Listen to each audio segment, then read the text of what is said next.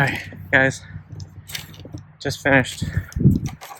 Sorry, let me stop moving the camera so much, but I just finished mowing the front yard. Still looks really good. We've still got a couple areas that needs to fill in, but that will fill in. Not worried at all. The edge of the yard to the concrete looking pretty good. I always have that area filling in last. Don't know why, but it always does. I'm not sure if when I'm pulling in the driveway, am I hitting that spot or not, but I don't think I am, but maybe that might be a reason. But the edge of the yard looking pretty good, and then kind of coming back. We're not striping. The only stripes you see is the wheel marks, which it still looks good just because of the type of grass this is, and the color looks really good. We're not doing anything crazy. We are just maintaining the yard now at this point. We're not going to stripe. We're not going to do anything like that until the spring. I've had my fun the last week or so when I've gone out the striper and just wanted to see how this grass looked. Finally being striped, it was just a look that I missed. But I know I don't want to stress this grass out. I want to let it do its thing, let it concentrate on root establishment, and really just go properly into the winter.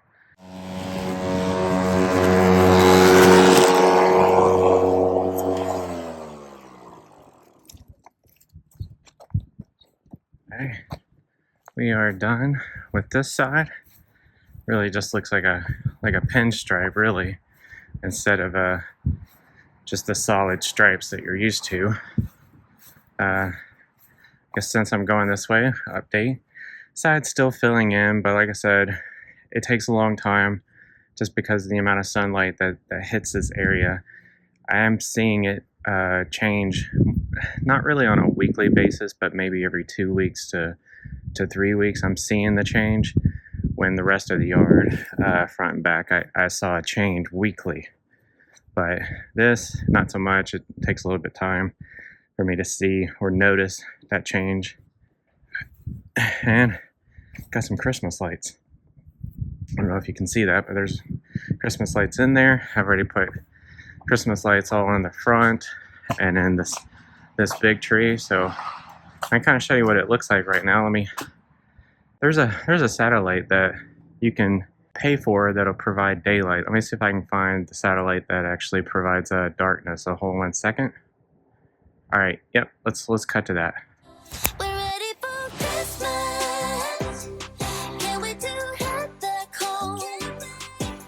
When the sleigh blows cold, I hit the road. Baby, let it snow.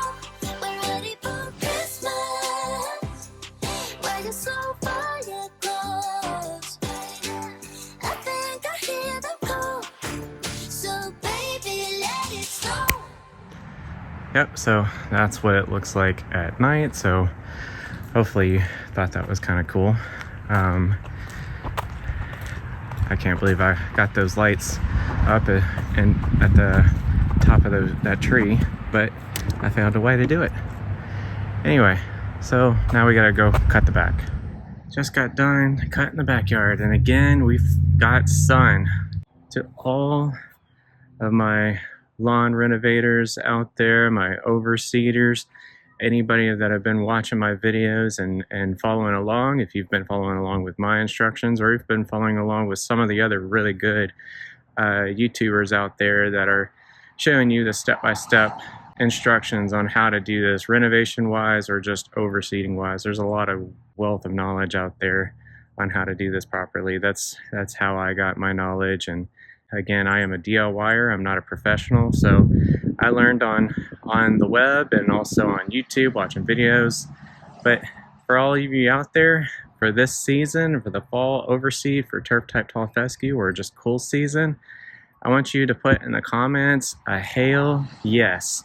If you have been successful doing your renovation or your overseed, let me know in the comments what kind of seeds you put down, type of grass you've put down, how well it's gone for you. But I want to get a big hell yes if you're finishing the season right and you're ready to take this into the winter. And if you already can't wait to get out in the yard again in the spring, give me a double hell yes. So it is again a cloudy day. It's a little windy, but hopefully not too windy that I can't spray this. Hopefully the wind doesn't pick up too much more than this. I think I'm fine to do a spray application, but we are pretty much getting rid of the rest of the fertilizers and the liquid fertilizers that we've got for the rest of the season. So we're going to have to do two different applications. I'm going to use the rest of what I've got for the Extreme Simple Lawn Solutions 2800. This is just a straight nitrogen, continuing with a little bit of that fall nitrogen blitz, giving this a little bit more green color and to help it store nutrients for the coming spring so it can do an early green up in spring. And then we also have a little bit left over of our lawn booster, which is a 618, little tiny bit of amount of nitrogen and a little bit of phosphorus. If you have an established grass and you're not like me where you've completely burned it over and started off fresh, this is still new grass that still needs time or at least a season to get established, so I can use this. I would not put down phosphorus on an established grass that it already has good enough roots. I would just concentrate more on nitrogen or look at a soil test to see what you are deficient on. If you are deficient on phosphorus, then go ahead, but don't just apply phosphorus blindly unless you need or you know you need it. So this is a newly established grass or a newly established lawn. The roots have not had a chance to really go deep enough, so I can use this and get rid of the rest of this. This has to be two different applications because it will kind of clump up and gel up. It even says on the back, do not mix this with any other products, especially any kind of pesticides or ides in general. You don't want to do that unless you can do like a little cup test to make sure that nothing's going to bind up. But general rule, do not mix this with any other fertilizer or ides. Let's go ahead and let's see. Let's start with this. Just get that over with. I'll leave the clumping stuff later. And it is kind of sprinkling a little bit, so I'm okay to apply this because you want to get this watered in. If you do not have rain, just go ahead and mix what you've got into one of these. And this is just a hose end sprayer, so if you connect this and you pour this stuff or that stuff into this bottle, it's going to be watering it in as it's applying. So if you don't have rain in the forecast, go ahead and just kind of mix it into this. That'll take care of it. Since I've got rain in the forecast, lightly sprinkling right now, so it's fine. So it's going to get watered in regardless. All right, so let's mix this in. Let me see how much I've got left. I could probably use the rest of it. All right, so this is 24 ounces, which is going to cover in this rate 2,400 square feet of lawn. Since I've got more of 5,000 square feet of lawn, 5,000 to 6,000, pretty much like 5,500 square feet. This is only going to do like a half rate. So we're going to use the rest of this.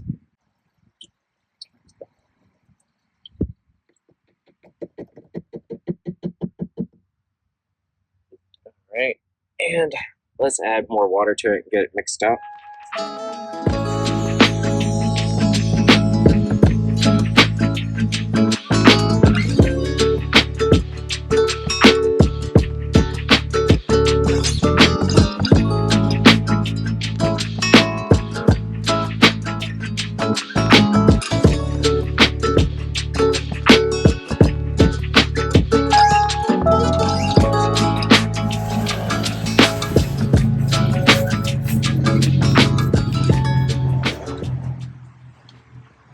Okay, so we are now to the point of mixing up the rest of this growth booster, the 618. So this is nitrogen and phosphorus. This is a different type of nitrogen than when we had the other Extreme Simple Solutions. That one was a more urea based, which is a quick dissolving, quick application. It's immediately available to the grass. It's going to do more of a quick green up than any other. So if you're doing like ammonium sulfate, those are like quick urea based nitrogens. This one is an ammoniacal, maybe I'm saying that right, ammoniacal. This is a slower release nitrogen, and one of the reasons when you want to be careful of putting down urea based is since it's so quickly dissolvable, if you put that down on a heavy downpour of rain, all of that's just going to leach right off and down into the sewer. So if you care about water quality in your neighborhood, you want to make sure that you're not going to apply that when super heavy rain. I checked my forecast. It is going to rain, but I'm not seeing any kind of like heavy downpour. I can use the rest I know because you can apply like 4 ounces per gallon. So let's see what we got. 15 ounces.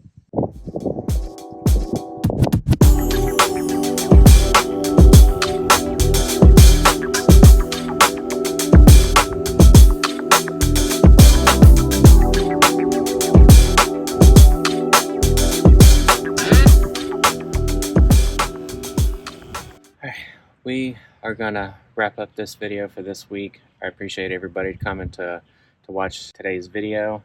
I will be coming back probably next week, but just to kind of recap everything that we've done.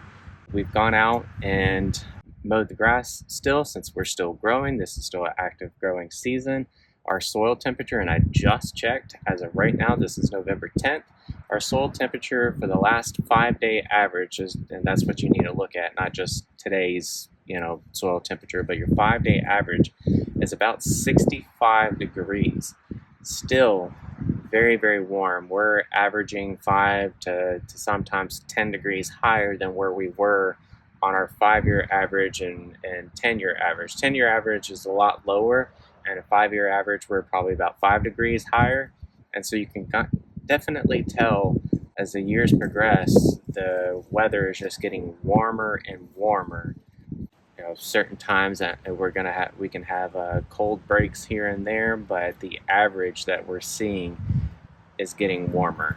It seems like our summers are getting longer, and we're having like a good fall, and then we're just like, it looks like we're just gonna drop off and go straight to winter. I really, really don't want to see that. I would love to have longer falls than longer summers, but for the growing season, I'm super, super happy because we were able to get our overseed, or not our overseed, but our reno started September 23rd. That was kind of the start of official fall, so I guess that makes sense.